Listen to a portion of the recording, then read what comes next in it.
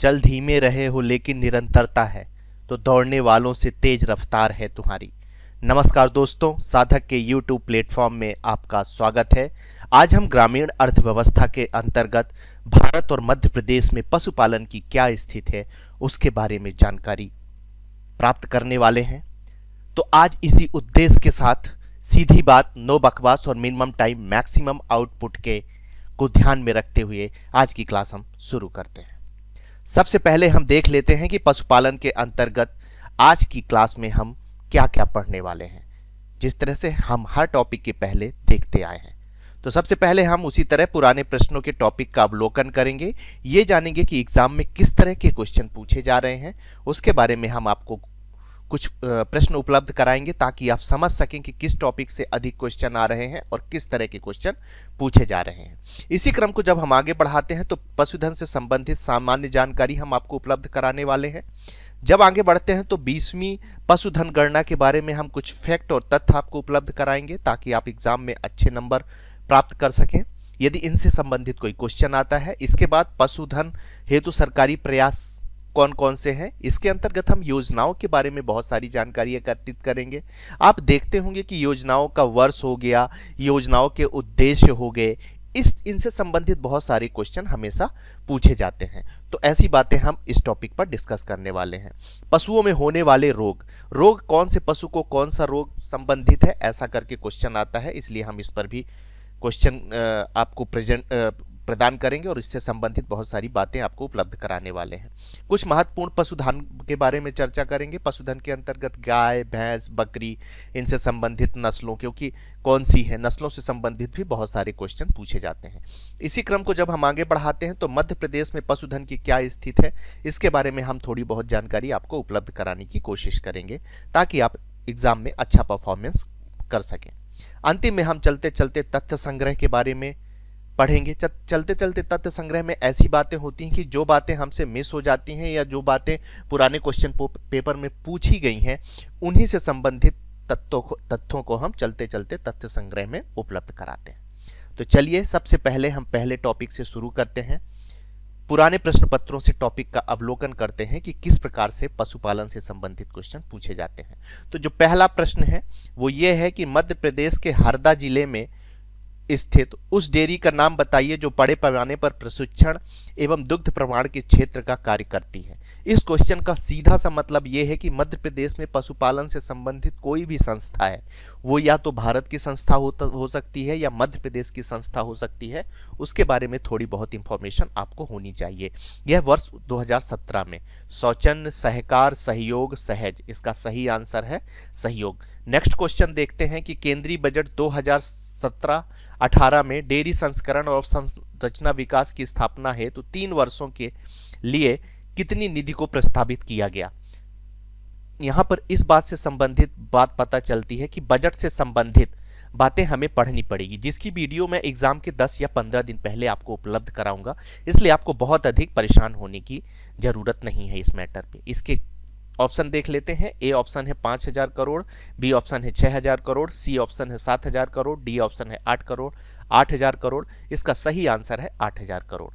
इसी क्रम को आगे बढ़ाते हैं तो तीसरा क्वेश्चन आता है, संयुक्त राष्ट्र के खाद्य और कृषि संगठन के मुताबिक 2008 में दुनिया के भैंसों का कौन सा स्थान था भारत, मतलब कितने परसेंट दुनिया का भारत में था। इसका मतलब यह है कि हमें जो पशुधन है उनके परसेंट के बारे में, विश्व में उनकी स्थिति क्या है, और यदि आप भारत के बारे में पढ़ेंगे तो कौन से प्रदेश में गाय की संख्या ज़्यादा है, कौन से प्रदेश में भैंस की संख्या ज़्यादा है, ये सारी जानकारी आपको होना चाहिए। ए ऑप्शन है 30.3%, बी ऑप्शन है 56.7%, सी ऑप्शन है 60.2% और डी ऑप्शन है 70.7%। इसका सही आंसर है 56.7%। इसी क्रम को आगे बढ़ाते हैं तो भारत में मवेशी सुधार का एक व्यापक और एकीकृत कार्यक्रम जिसे पहली पंचवर्षीय योजना के दौरान शुरू किया गया। यहाँ यह बात पता चलती है कि पंचवर्षीय योजना में संबंधित जो पशुपालन से संबंधित कोई संस्था बनाई गई है या कोई योजना चलाई गई है तो उसकी इंफॉर्मेशन भी हमें होना चाहिए।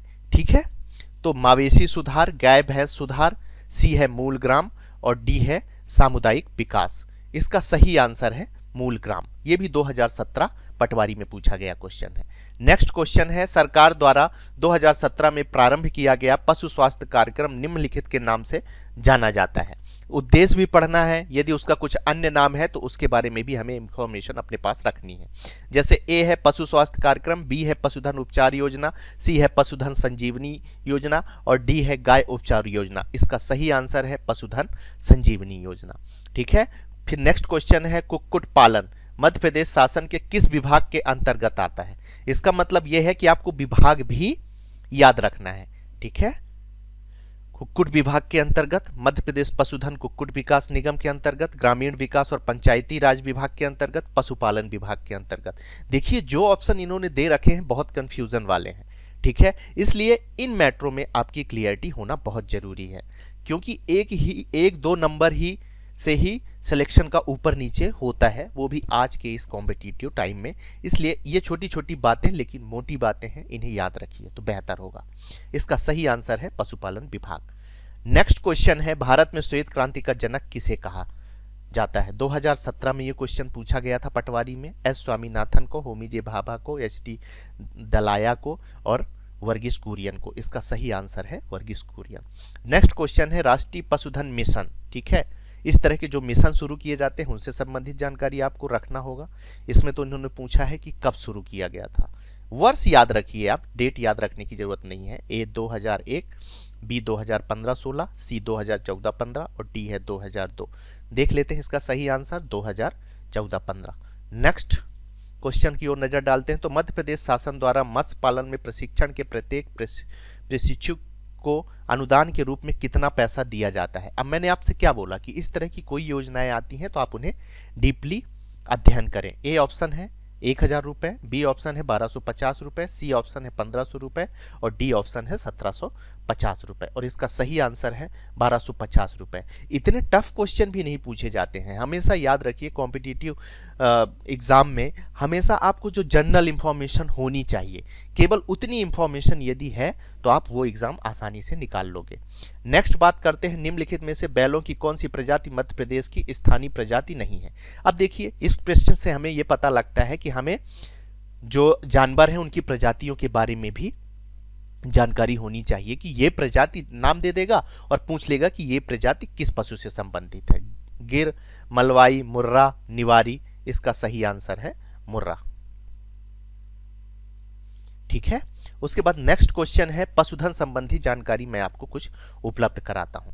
देख लेते हैं। सबसे पहले तो पशुपालन से आपको मतलब क्या है वो समझा देता हूं कि पशुधन को बढ़ाने और उनके चयनात्मक प्रजनन से, जिसमें पशुओं के आनुवांशिक गुणों व्यवहारों को विकसित किया जाता है, वो पशुपालन कहलाता है। परिभाषा बस एक बार पढ़ लीजिए, इसमें ज़्यादा डीप में जाने की आपको ज़रूरत नहीं है। आर्थिक सर्वेक्षण 2021, मैं यहाँ पर आर्थिक सर्वेक्षण 2021 की डाटा भी आपको उपलब्ध कराया हूँ। आगे मैं 2022 और उससे अन्य जो भी डाटा आएंगे मैं आपको इससे संबंधित उपलब्ध कराऊंगा। सकल मूल वर्धन के संदर्भ में कुल कृषि और संबंधित क्षेत्र में पशुधन का योगदान कितना है? तो 28.63% है। ठीक है, वैसे इनमें ज्यादा बड़ा अंतर नहीं आता है। यदि आपको 21 का भी याद है ना तो आप 22-23 कोई भी पूछा जाएगा आप टिक कर सकते हो। ग्रामीण आबादी का लगभग 55% लोग आजीविका के लिए पशुधन पर निर्भर होते हैं। 20वीं पशुधन गणना के बारे में कुछ जानकारी एकत्रित कर लेते हैं। पशुधन गणना 5 वर्ष में संपन्न होती है और 20वीं पशु गणना कब की गई थी ये इंपॉर्टेंट है, इसमें आप 3 स्टार बना लीजिए। आपसे पूछा जा सकता है कि अंतिम पशुधन गणना कब की गई थी, तो आपको वहां पर वर्ष 2018 टिक लगाना है और आगे कौन होगा तो इसमें 5 वर्ष जोड़ लीजिए आप। ये काम आपका है, ये भी मैं जोड़ के बताऊंगा तब तो हद ही हो गई, इसलिए कुछ काम आप अपने पास भी रखिए। पशुधन गणना, पशुधन गणना में हम देख लेते हैं कौन कौन सी चीजें हमारे सामने आती हैं। तो सर्वाधिक पशु आबादी किस राज्य में है? तो पश्चिम बंगाल में है। यदि आपसे पूछा जाए कि सर्वाधिक पशु आबादी किस राज्य में है तो आपको पश्चिम बंगाल टिक करना है। पूछा जाए सर्वाधिक गोवंश, यहाँ पर एक चीज मैं आपको बता देना चाहता हूँ कि गोवंश की जब बात करते हैं तो वहां पर गाय और बैल दोनों चीजें सम्मिलित हो जाती हैं, ये भी पश्चिम बंगाल में है। सर्वाधिक भैंस आबादी कहाँ पर है? तो उत्तर प्रदेश में है। सर्वाधिक बकरी आबादी कहाँ पर है? तो राजस्थान में है। सर्वाधिक भेड़ आबादी कहाँ पर है? तो तेलंगाना में है। सर्वाधिक मुर्गी पालन कहाँ पर किया जाता है? तो इसका सही आंसर है आंध्र प्रदेश। तमिलनाडु किसके लिए फेमस है, सो सर्वाधिक मछली उत्पादन के लिए है। सर्वाधिक अंडा उत्पादन की यदि आपसे पूछा जाए तो आंध्र प्रदेश टिक करना है। इसी प्रकार उत्तर प्रदेश में पूछा जाए तो सर्वाधिक मांस आपको टिक करना है। सर्वाधिक दूध उत्पादन के बारे में पूछा जाए तो वहां भी आपको उत्तर प्रदेश ही टिक करना है। इसी क्रम को आगे बढ़ाते हैं तो हमारे सामने पशुधन हेतु जो सरकारी प्रयास किए गए हैं, कौन सी योजनाएं हैं, योजनाओं का उद्देश्य क्या है, उससे संबंधित कुछ बातें हम जान लेते हैं। तो पहली योजना है पशुपालन अवसंरचना विकास कोष। तो इसको लॉन्च कब किया गया था? जून 2020 में। ये पूछा जा सकता है, 2 स्टार यहां आप बना सकते हैं। आगे बढ़ते हैं तो ये क्या है? डेयरी प्रसंस्करण मूल संवर्धन पर बुनियादी ढांचा में निजी निवेश को बढ़ावा देना है। ठीक है। दूसरा है राष्ट्रीय पशु रोग नियंत्रक कार्यक्रम।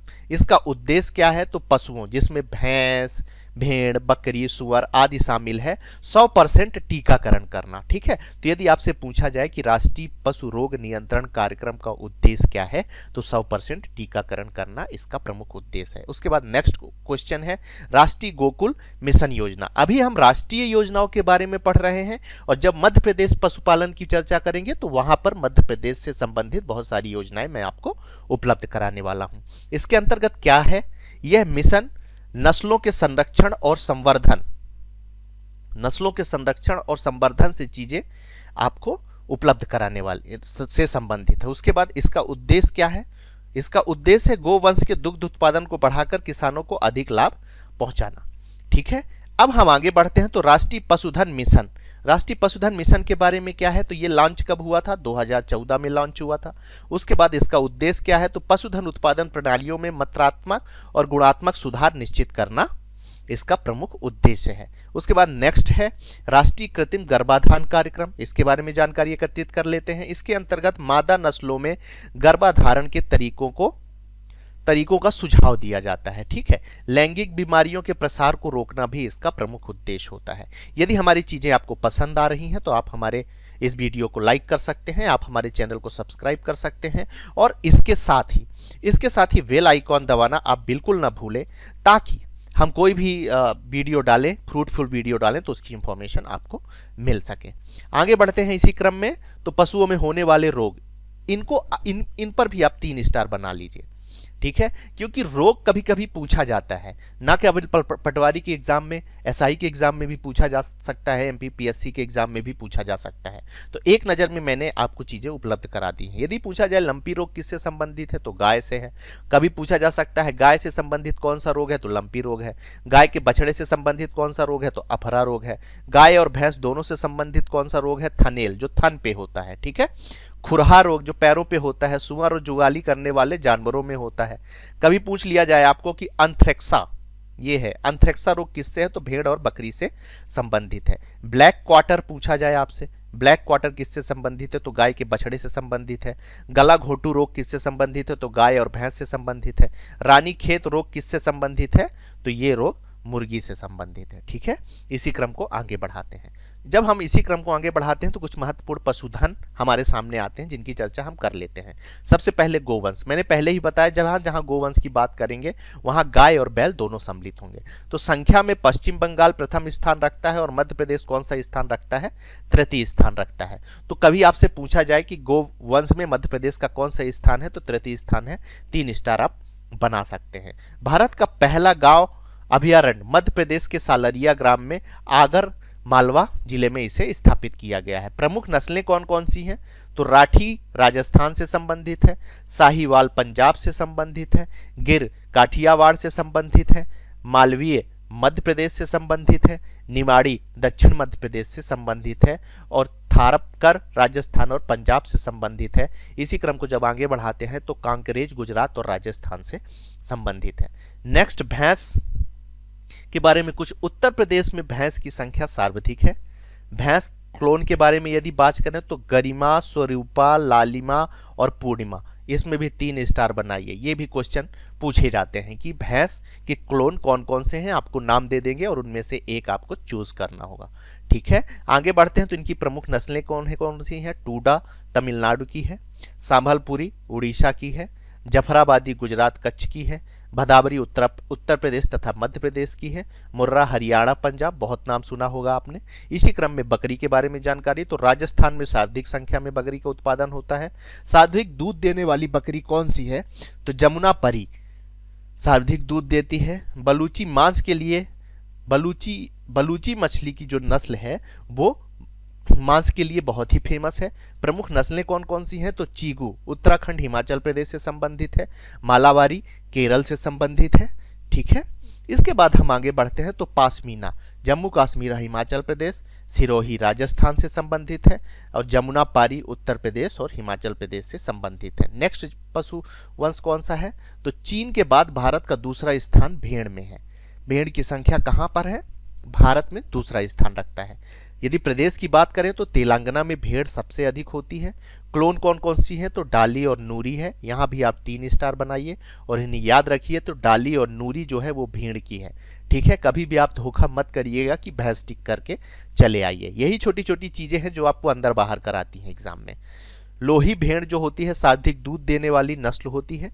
इसके अलावा मेरिनो मेन सर्वाधिक ऊन देने वाली होती है। इनकी प्रमुख फसलों के बारे में नस्लों के बारे में बात कर लेते हैं, तो डकनी कर्नाटका की है भेड़ की, हसन कर्नाटका की है, चीरू तिब्बत की है। इसके अलावा लोही पंजाब राजस्थान की है, पाटनवाड़ी गुजरात की है और पाटन गुजरात में ही स्थित है।